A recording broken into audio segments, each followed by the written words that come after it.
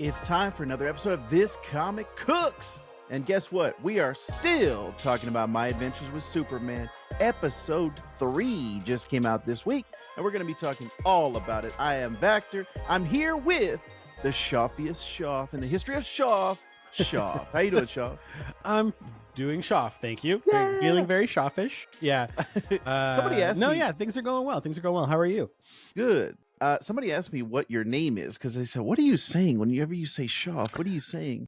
Sure, Which can be interpreted many I should different probably ways. clarify that. Yeah, so my name is Jimmy, but my last name is Shoffman, and everyone throughout my lifetime has called me Shoff for short.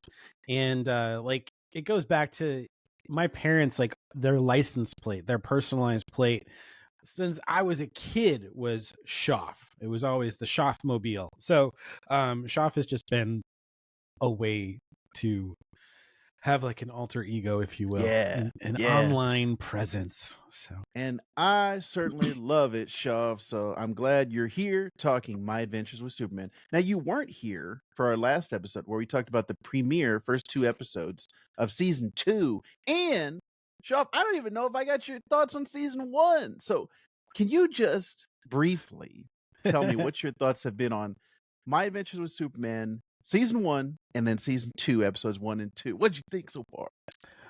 Well, I should probably say overall the show itself, My Adventures with Superman. I saw all of season 1. I don't love this show. I like this show, but I don't love this show. And that's partially because I'm going to ruffle some feathers here. Vactor knows this about me, and I think he like purposefully puts this in front of my eyeballs to force me, to force me to experience it. But anime is not my favorite, and the anime style that like there's a lot of Sailor Moon qualities to this show, and it just I'm not a fan. It's just not my thing. I know Vactor's dying over there. He's dying. Shoff has plunged the knife deep into my belly. Dig it in there. Anime sucks. Yeah, I'm not a fan. And so like this show, the way it's designed, the art style, everything about it is gearing towards that. And it also ages down almost everybody. And that I'm struggling with a little bit too. Now, do you think let's stop right there? Yeah. Do you think that's because of your age currently? Because do you feel like when they What are you saying? What are you saying? What exactly are you saying? Just because I have like what gray hair? What are you saying? What are you saying? Let's say 20-year-old Shoff. Do you think he would have enjoyed it more and related to the characters more? Well, that was only last year, so no, yeah. 20-year-old Shoff would probably also hate it because he'd still be Shoff, and Shoff hates anime. No, I probably would appreciate it more, but I still wouldn't love it. Well, like Smallville, for example, when you watch Smallville, that's were true. you like, that's was true. Clark being that age, and you were much closer to that age at that time. Did you feel like you related more to that? Yeah, I'm I just loved curious. Smallville growing up. That was one of my favorite shows. I definitely did not miss it. Every week my brother and I attentively watched it, and we would make fun. We would pretend to take shots every time Chloe said something Chloe like, she always had like her vernacular was different. Like they always wrote her with sort of like weird, funny euphemisms and stuff. So, so every time we would just like, okay, all right, Chloe. But yeah, I love that show, and I love Superman, and I have a ton of comics that are Superman related. He was definitely my favorite superhero for a very long time growing up as a kid. Okay, this is all good Shoff history, Shoffistry that we're getting so that the viewers can understand where Shoff is coming from. All right, cool. So you enjoyed the first season, and the premiere was the first 2 episodes. We got kind of like a lot of these shows are doing now, Shoff. We just talked about The Acolyte over on our Star Wars channel, Trust in the Force, and they just put out the first 2 episodes. Seems like this is something where they're trying to appease the week-to-week audience and then also the binge audience of, hey, I want Yeah. I want it all at once. So what did you think about the first 2 episodes before we get into 3? I liked it. I liked it. I still have a real weird issue with how they are portraying Jor-El. Oh, okay. There's so little of the. I mean, we finally get to see a little bit more connection between him and Kal-El, Yes. but it just every time I feel like it's the last time I'm going to see Jor-El, especially in these first 2 episodes. I don't know. Like, are we going to get any more Jor-El at this point? Like, it Yeah, I seems think to me this like might be it. We I might feel not like be it seeing might be him. it, and that's weird because from a Superman perspective, there's usually more guidance that happens, and this Kal-El is younger too, so like he's. I mean, he still has his. I think Jonathan Kent is still alive, if I'm not mistaken. Yeah, he Yes, is. in Yeah, this version, so yes. that's different. Mhm. To have Jor-El out of the picture sooner, but have Jonathan Kent still in the picture, that's a kind of a role reversal in that respect. Um, so there's that. But all in all, I do like it. I have issues with the younger aspect of the characters that are doing the things that they would do as the older versions of the characters. It's not like we're catching them younger and they have not yet become the people that they're going to be. It's they are the people they're going to be, but they're just like aged down. And I think that's where my issue is. Like Lois Lane is vying for a story against Vicky Vale in the newest episode, and I'm like, you're not even in the same league right now. Like you're like a cub reporter. We should be working out of your like newspaper, at school, versus Vicky Vale, who's writing for the Gazette, the Gotham Gazette. It's like it just feels weird. Like they just don't feel like they belong doing what they're doing, if that makes Mhm. sense. Yeah. Yeah, I could see that as somebody that you have an expectation of that character and what they are going to be. Yeah. I think this is a difficulty with this type of storytelling where the characters are lasting 90 years. We're getting so many different versions of Superman, Lois Lane, Jimmy Olsen throughout the comics, live action movies, television shows. I think this is an inherent problem with that type of storytelling versus, let's say, this was a brand new story. You had never seen anything of Superman before. This was your very first experience. This would be something of you learning who the characters are for the very first time. So, yeah, it does. I think it affects your viewing what you bring into it versus if somebody's brand new and they don't have any baggage. Let's say they never watched Smallville, for example. Right. So I think that is a valid concern, but that also puts the showrunners and the creators in a difficult position because they have to try to please both the Right. longtime Yeah. fans and the new audience. Because if you don't have the new guys, if you don't have the new people coming in, then you're not going to have any show. You're not going to have a lasting legacy for the character. It wouldn't have lasted 90 years if they had only catered to that first audience, right? So it's very interesting. I like discussing these type of things. Yeah. I mean, it's So a fun show. There's a lot of fun elements to it. I like the interactions. I like the trio. I like the Jimmy Olsen, Lois Lane, Clark Kent trio. Olsen bugs me a little bit because he's kind of annoying at times, and but this having sold Flamebird for what $5 million or something like that, $6 million, and watching his net worth go down. yes, that was a great Pretty thing. dramatically Yeah, too, because he like that bought was his own great. like private yacht and everything. Yeah. So that for sure he's not going to have it by the end of Yeah, this season. I He's fully going to be believe broke. that by the end of this season, he'll be back to zero. Which is that I like the comedy in this show. There's so much that they don't take seriously. Jimmy's a great comic relief. Lois, in this episode, we just watched Full Metal Scientist, episode 3 of season 2. And there's a lot of Lois stuff where she's climbing in the window and having some fun adventures and stuff. So I like the comedy aspects of this. And this one in particular, Shaw, we got to see John Henry Irons, who Yes. is Steel normally in the comics. And this is kind of the take on Steel. What did you think? I guess, are you a fan of Steel? Are you a fan of that side of the Superman family? And what did you think about the version here? Well, my real like in terms of my like experience with knowing the character or being like subjected to the character, I guess you could say, is Superman and Lois. That's the primary source. And I love John Henry Irons and the guy who plays him on Superman and Lois. He's You ever an see excellent Steel portrayal. with Yeah. Shaquille O'Neal?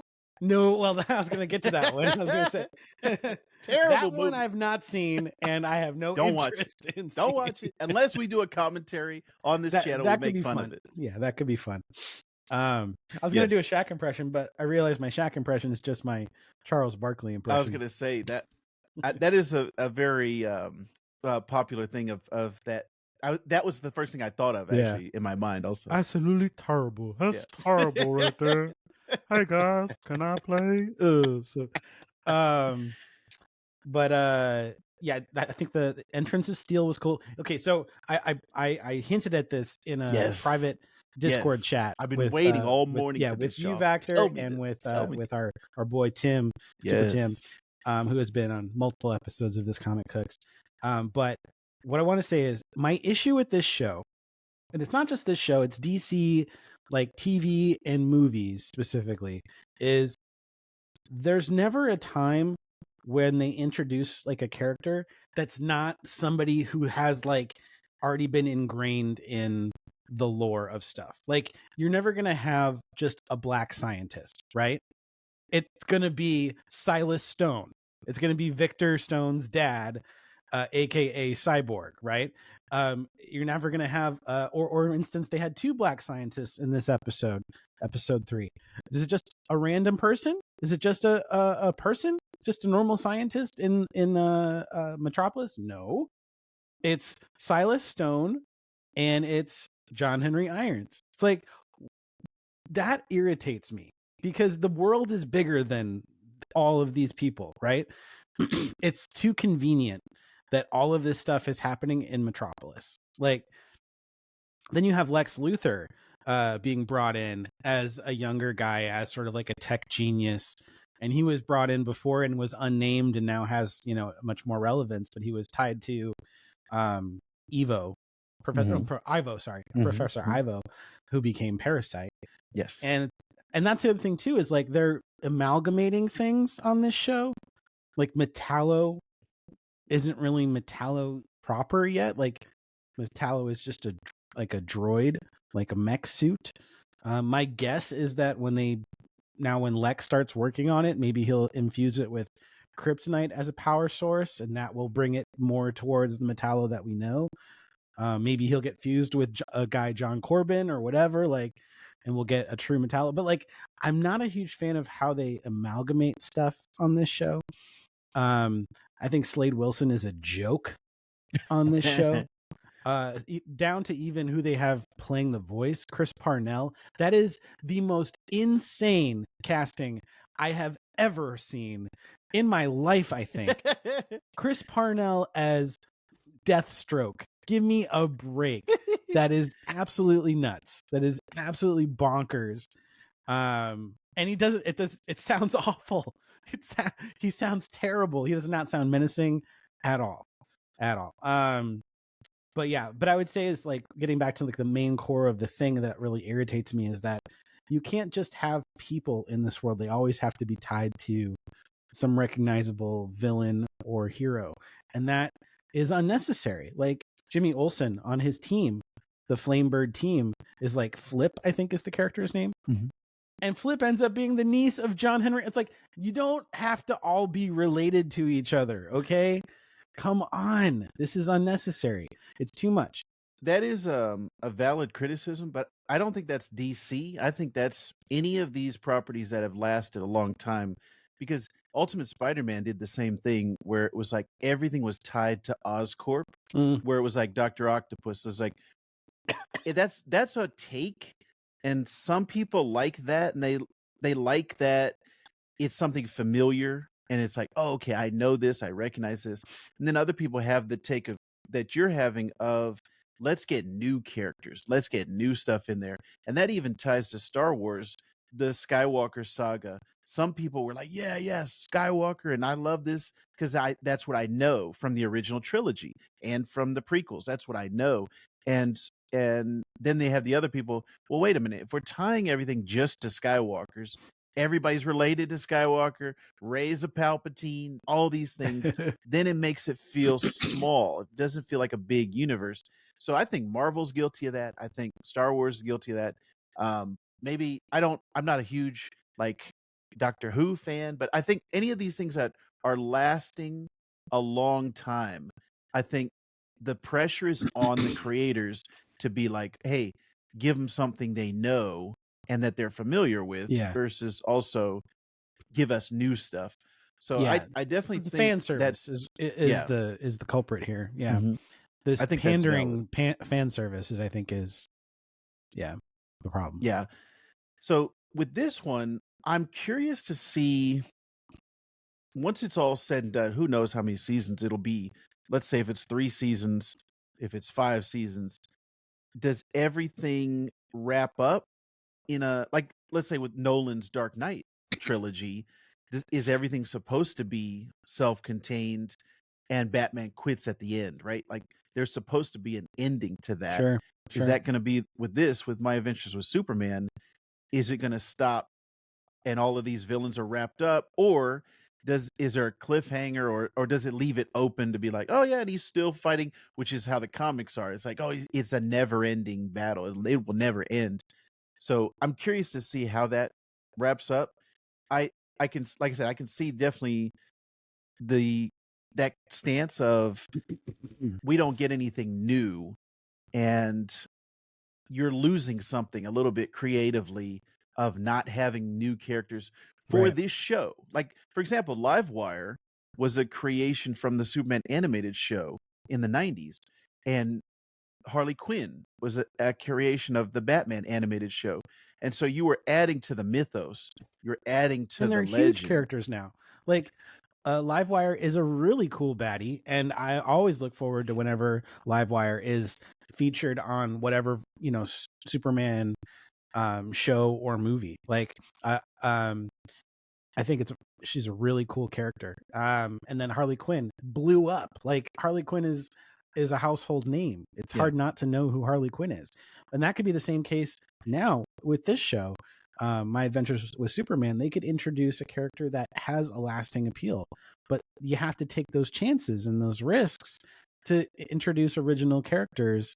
And so far, they haven't done that. So Yeah, see, I'd like to see a blend of, hey, give us the familiar ones and then also give us new ones yeah, that you can say, okay, My Adventures with Superman, when you say that name, you think of, hey, these are the new creations, or hey, this was an anime version of Superman.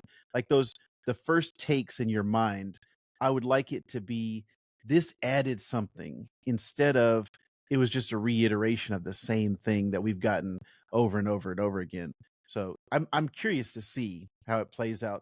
Right now, like you said, it's all been just the classic Superman beats over and over and over again, but with an anime twist, and it's set in modern day. It's set yeah, like in 2024. So the internet is different now than it was 10 years ago, 20 years ago. yeah. So those are things that, like I said, I'm going to be looking forward to. Um, Yeah. in Other issues I've had with the show is I'm a little bored of the General Lane, Lois Lane, like, dynamic. I mean, mm, we've seen that played out on every show that has Superman and Lois involved. Like, and I think this one it's taking it in a direction that I think is really strange. I don't know any military person, especially someone who's made it all the way up to general, who is going to be a slob, right? Like, he's staying at someone else's house and he's just leaving all of the food out. That's the understanding, right? Or is the yeah, understanding that Jimmy and Clark are leaving all the food out? I don't think so. I think no, the the understanding way, is that it's General Lane yes, that's who's the way doing that that. And I'm I, like, no way would a general and from like a military force not be making his bed, keeping things tidy. He's a guest in someone else's home. Like, he's not going to be disrespectful. I I think think like that normally, portrayal is really strange and very immature for his character. I think normally that I would agree on that one. I think what they're trying to say, and I don't know if this is me speculating too much, but I think what they're trying to say with that is supposed to be he's so distraught over losing his job or whatever his current situation is. It's like, wow, this general, like he's normally like neat and tidy. Look what it's done to him. he's like, when you get a rom-com and the guy's like after he breaks up with the girl and it's like, oh, my life is terrible and all this stuff. I think that's what they're going for. That was my interpretation of it. Who knows if we'll see him again and he's like prim and proper and it's like he's Yeah. back to normal. But I think that's a good thing to point out if you're a military guy specifically, and that comes from somebody who my dad was in the Air Force and I grew up on a military base, I feel like that would be something that's supposed to be ingrained in you of Yeah. even if you don't have any other order in your life, like this can be your thing. You have control over the stuff you leave out and your bed, your domicile or your living facilities or whatever. So I think that's a Yeah. good It's like catch there. muscle memory at that point Mhm. for sure. Like, Right. so, Because he's not young. Like this is an no, old General Lane. This is not a General Lane that's in his 30s and he's a dad. Like this, he looks like he's in his 50s, 60s, whatever it's supposed to be. But yeah. I think that's true. I did like how the show started with, um, sort of from the perspective of Amanda Waller, Mm, of her sort mm. of like psyching herself up for the I day. Like like she's that. gonna be a good Yes. day, gonna Yep. be like, Yeah. I thought that was cool. Like that's I a did side of like her that. we don't normally get to see at Yes. all. Mhm. She always is very stoic. She's a hard, like just real bossy woman. And you don't see the cracks ever with her. Yeah. And well, I do also like that it's Deborah Wilson that's playing her. She also plays her in that Suicide Squad video game Oh, okay. that nobody seems to like. But I actually like the story of that. What the gameplay is fine, but the actual story of the Suicide Squad kills the Justice League, I think, is an interesting take on it. And Deborah Wilson, I think, is a good. Actually, we've gotten some great Amanda Wallers, CC Pounder in the original Bruce Timm Batman and Superman universe, Viola Davis in the live Yep. action stuff. I think we've gotten some great um, Wallers over the years, and she's been a prominent DC figure, and I think they're really trying to push her as like one of the major forces in live action and in animated form. So good job, Deborah Wilson, on this version of Amanda Waller. And like you said, that sequence of her getting herself psyched up was something that we haven't seen before Yeah. in other versions. So I like that. Um, is there anything that do you think would that we haven't mentioned so far that would turn the corner for you of you would love it if they did this versus what they're doing now is like, yeah, it's fine, it's okay. If they if you can think and this is Schaaf's bread and butter. His creative mind and brain is the best thing about him. Is there anything that you're thinking of that would be like, if I was writing this show, this is what I would do? I would like to see, since he's already a Superman at this point. I think we need to see some other superheroes, in the form of, Oh man, I I'd mean, love we've to see already, Batman on this yeah, show. we already know Gotham exists in this universe. I would say Batman would be lowest hanging fruit to get involved. It'd be great to see some lanterns. It would be, I'd love to see the Flash. I'm a huge fan Yes. of the Flash. I'd love to see like what they do with that in this show. Um, I don't love Lex Luthor, but I'm excited to see what he's going to bring to the table. He's sort of got the Jesse Eisenberg Yeah. vibe in terms of Right. his look and like Mhm. being young, long hair, Right. conniving. And I think we're getting back to the like mad scientist Yeah, Lex Luthor because we've been the last maybe 20 years. It's been like the evil businessman right. Lex Luthor, and I think we're starting to go back to he was originally like a mad scientist, like when he first was introduced in the comics. I think we're starting to go back towards that, and he's supposed to be the smartest man on earth. If you go by the comics in DC, he's supposed to be like the number one most intelligent. So I always love super intelligent characters. I love like Mr. Fantastic and Rick from Rick and Morty, like the people who are the you cannot top their intelligence. Like they can solve any problem just by using their brain. So I'd like to see more of that from Lex of like this is a super intelligent person and from Superman too. Like the way that he beats him, same way that Batman beats the Riddler is like with his mind versus physical, you know? So I'd like to see some more of that. Actually, Shoff, before we conclude this episode, you and I are big fans of Star Trek Lower Decks, and Ensign Boimler, who's played by Jack Quaid. What do you think about his Superman? That's something we hadn't talked about before. He's Clark Kent and his Superman. You're backing me into a corner on this Uh-oh. one. Uh-oh. I'm gonna pounce. Because you normally like Jack Quaid, right? I do. He's a very likable guy. He's a charming dude. He's great on The Boys. Definitely enjoy him on Lower Decks. And even when he did the live action version of Boimler, I was like, this is equally great. My issue with him on this show is that I think he makes a great Clark, but I'm not sold on his Superman. Because he's not doing a lot to change his Exactly. voice or like be a different guy. He's like the same person in both scenarios. I kind of wish there was maybe a confident tone switch as Superman, but then again, he's fairly new to the job, so he's not a confident hero yet. But I think this really takes a lot of as we've been kind of discussing this, it's kind of coming to the forefront in my mind. This is really taking a lot from Smallville. Like the take that they have on this, I think they pulled a lot of elements from Smallville. Yeah. Like the Jor-El being a constant presence, and him being a younger guy, him, Clark and Superman being the same person. Smallville, we didn't see Superman until like the last season, but still Tom Welling didn't try to change when he was doing, when he was the red blue blur, when he was doing anything super. He was the same person. And I think that's what the show was saying. It's like, he's not Batman, or he's not that different guy. He's Clark. The values that he got when he was raised by the Kents, that's who that man is. That's who he becomes.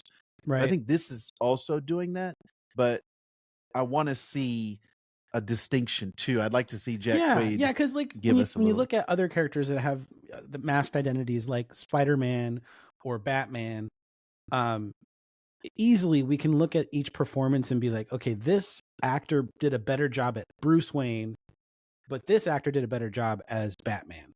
Right. Or this person is a better Peter Parker, this person is a better Spider-Man. And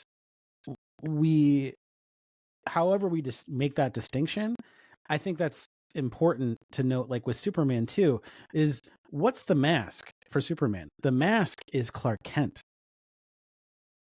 not Superman. Superman is who he is. Clark Kent is the mask. And that's where there needs to be some more than just eyeglasses and a suit. Like it's got to be more than that, than just being bumbling. And I think the only actor that to me has really done a great job of being both was Christopher Reeve. That Agreed. Was like, he completely changed his personality, his mannerism, physical. Like you did not think, and there's a meme going around that I've been sending you of, this will make you believe that Clark Kent and Superman could fool you with just glasses, and it shows two different images that are wildly different. And I think that's something that we as a society in 2024, like the thought of Superman just putting on glasses and fooling people is like a joke, but it can work if you do it right. Like if you are the type of actor that can do that Christopher Reeve type of transformation.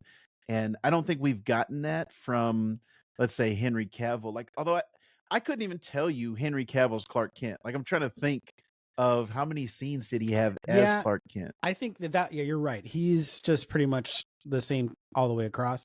But I think like the newer iteration, so Tyler, I'm going to butcher his last name, but Tyler Hoechlin, however you pronounce it.